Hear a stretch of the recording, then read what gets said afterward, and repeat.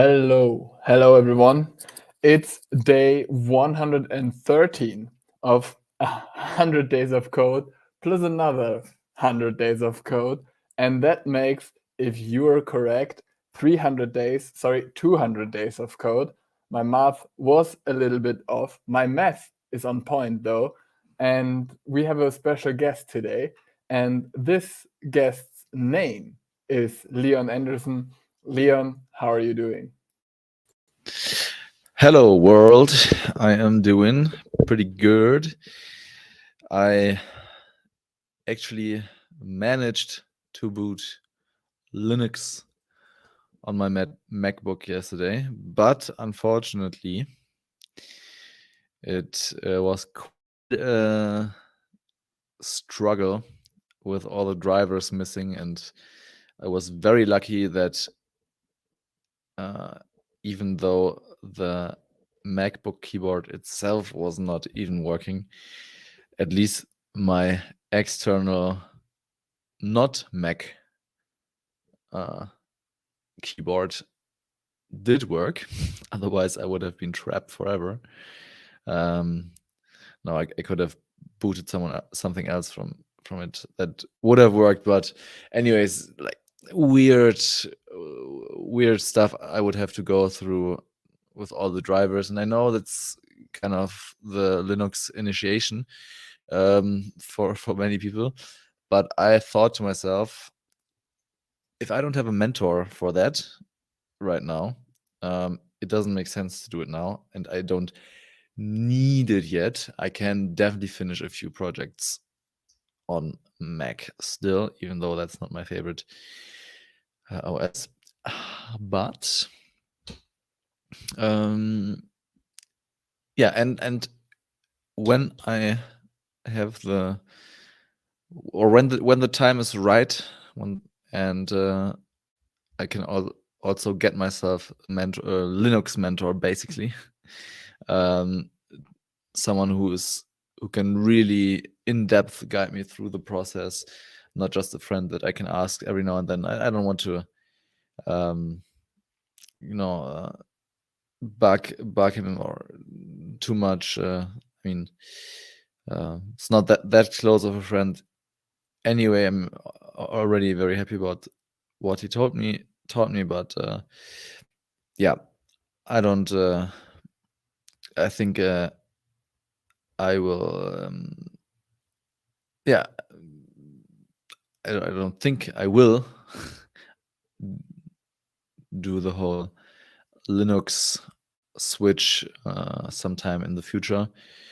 Maybe after the 100th day of code, who will know? And maybe on the 300th day of code, we will see. But until then, I'm basically switching back to Mac. Luckily, very, very luckily, I have the chance or the opportunity to borrow a MacBook that even has an M1 processor in it, and Elif told me that I can even manage to set up my keyboard shortcuts at least similar enough to Windows that I don't get confused all the time. So I basically now switching to another MacBook, which is more performing, and yeah, I'm looking forward to finishing that setup process. I'm in the middle of it, and it works obviously well, or tons more smoothly than the Linux. Even though I was quite impressed with much of it, and or with much of what of the Linux experience, but not ready yet. And yeah, so this whole day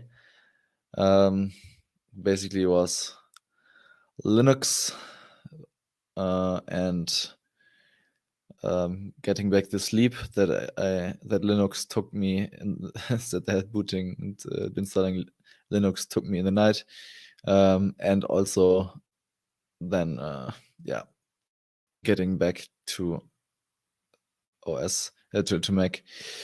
So there's nothing new that I can show you today, but maybe Elif has some little code contact or something like that. So I at least get in contact with code a little bit for today. Let's see. We can look at a little bit of context. I think it's always important in any conversation to have context. So let us look at some context in React. If code sandbox load, that is.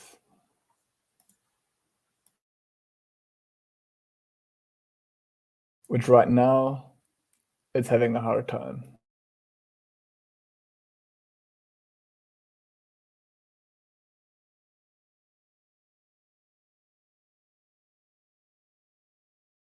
Sometimes you can trick code sandbox and show code sandbox that other websites work, and then code sandbox gets jealous and also works. But today it doesn't look like one of those days.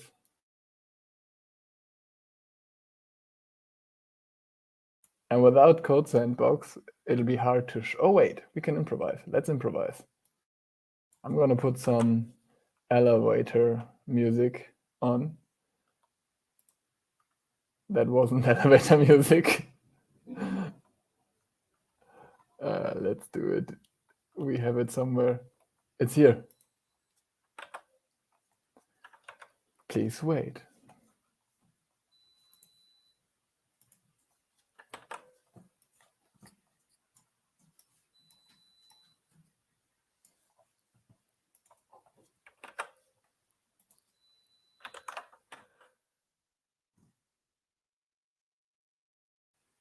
Please wait. The code is being loaded.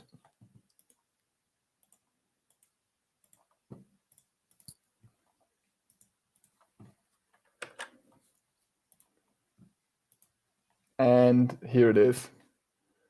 Let's make this a little bigger. Nice.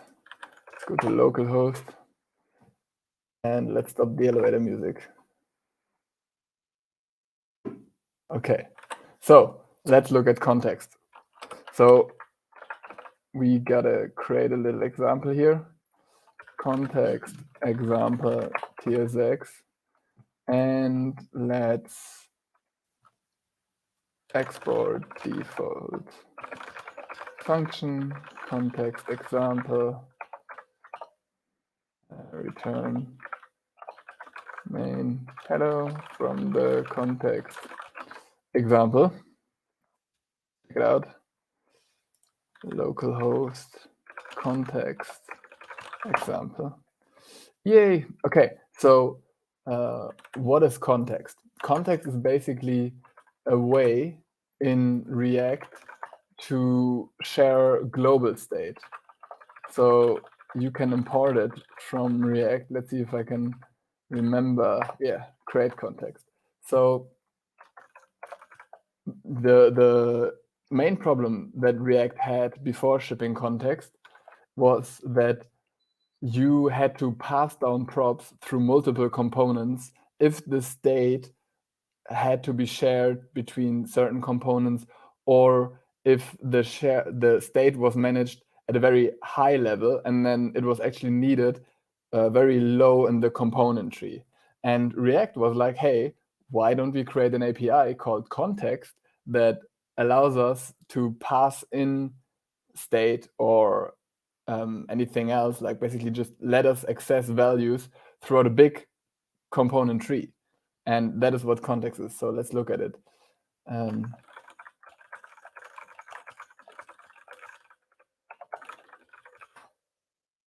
So the first thing that we can do here is we can say counter context equals to create context. And this now creates a context object that has two different sub APIs. One is a provider and one is the consumer that you use with, I think it's use context. Yeah. And next we need a component that is accessing the context somewhere down below, like that. And then we can, so okay, one thing that's important is context usually capitalized like this. So counter context, okay, now it works. And now we can wrap here the rec component in a context provider. So we can say counter context provider exactly. And here we close this like this. Now it's rendering already 0. And now we want to pass in a value, and we also want to give the context the possibility to increment this count. So what we can say here is we can say const count set count equals to use state 0. And then the value that we pass in instead is count and set count. Oh yeah, we cannot pass in a state of data function directly. We have to say const increment exactly, but that should work if we also initialize the context without a value like this. And we need to import use state like this. And let me see. Then we can destructure the count and the increment here. Why is this expected one argument? What if we say null? Oh, I think TypeScript isn't happy then. Count 0 increment, and we just make it an empty function like this. Now it should line up. Why is this not? Oh yeah. Now we can render count here. Nice, let's check, okay, 0. And then we pass in here a p tag, make this a count and a little button like this. And we say increment on click equals to increment. And it works. And we can even show that this is like deeply nested. We can say function nested like this. Yeah, we return it. And then we render this nested thing here, nested. It doesn't matter, like it still works. And we can basically, using use context, access, as long as we pass in the context with which we created our state that we're managing here, we can access it from anywhere in the app. Any questions?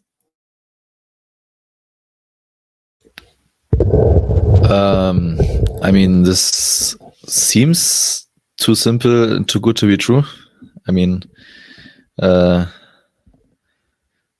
I understand it correctly that we're using the use state of, or that we're putting in counter context, which is basically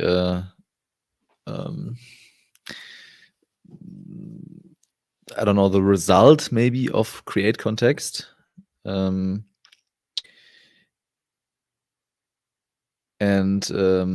putting that in as the state for the counter function. And then we can basically access this, return count increment counter context. Okay, we're using create context basically to catch or to grab the values from the context example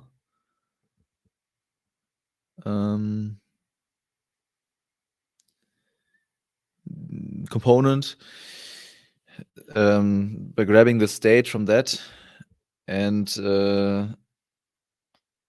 well, did we get state or did we grab the use state count increment? I'm just trying to figure out in which direction this whole thing flows. Function counter. I mean, the counter, the nested function is a very it's like an artificial prop up because there's nothing actually happening inside, right? Yeah, that was just to show you that we can nest this arbitrarily deep, and it works because that is the main use case of context, is to pass state to wherever, as long as it's deeper, without having to do prop drilling where we always pass in the props to the next component. Like usually without context, we would have to give this one the count and the increment function, and then we would need to pass it in here, right? Count, and so on. And we don't need to do that because of context. Okay, so let me, I mean, yeah, the counter function. I'm trying to figure out where it all starts, basically, and at what point. I mean, the counter function itself is, or the counter component is basically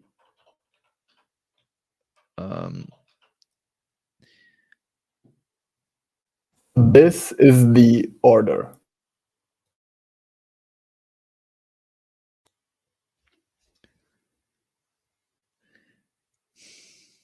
I mean, I'm wondering why do we use context in the counter and not in the counter example component? Why not the other way around? That's the API. So here we are passing into the provider what we want to make available down below. So this line creates a new context, and we're passing in the initial values, kind of like how we pass in the initial values here in use state. Now we're setting up some state in the context example, and we are putting it as values into the provider of this context, right? This is this counter context, and there's a dot provider key, which is a React component that now makes these two values here, the current count and this increment function right here, available to any component inside of this provider that is using use context. And because the nested components contains the counter is inside of this provider, so it can use the use context function with this context that we're also setting up here as a provider to grab the values and then use them.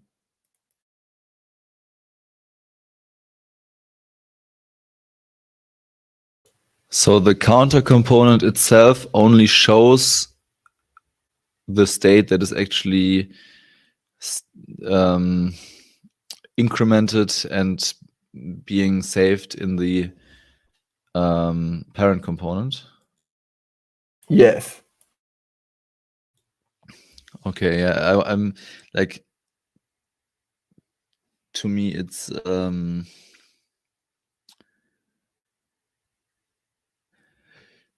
sometimes no, I don't. I would say my first instinct was that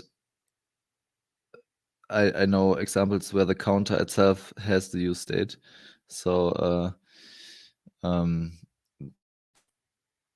it didn't make sense to store it so far away.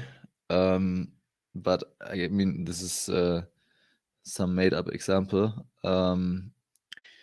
But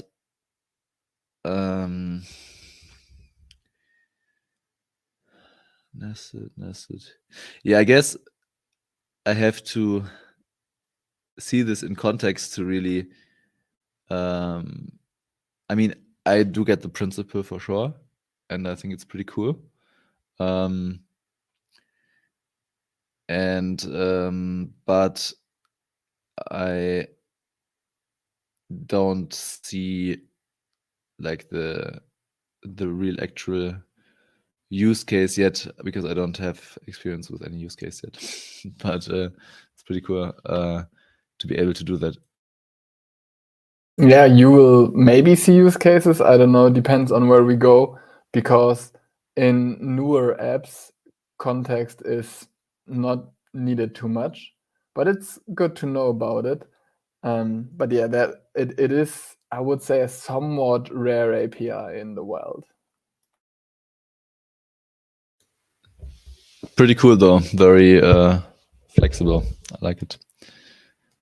Sweet. So this has been your code contact, and hopefully the code contact for some people out there too, because this has been day 113 of 200 days of code with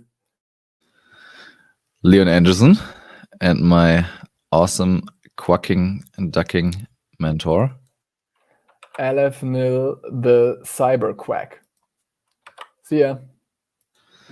Always be cyber quacking. Until tomorrow.